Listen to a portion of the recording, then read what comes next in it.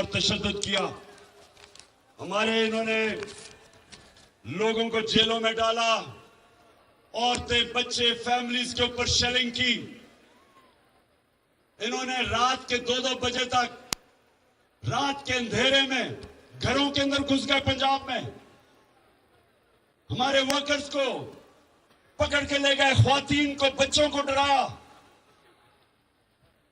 और जिस तरह की शेलिंग की इस्लामाबाद में और लिबर्टी चौक में, लाहौर में, इसकी कोई मिसाल नहीं मिलती कि फैमिलीज के ऊपर उन्होंने शेलिंग की। तो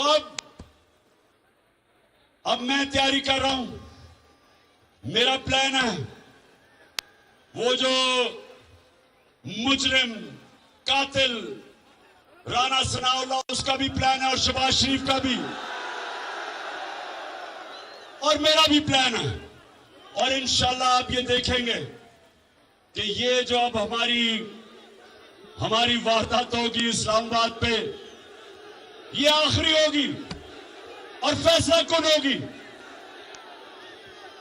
लेकिन मैं करक मेरे नौजवानों जरा सुने, क्योंकि मेरी कौम गैरतमंद है, मेरे लोग तकड़े हैं, हमारी कौम ताकतवर है। हमारे लोग अल्लाह में मानने वाले हैं।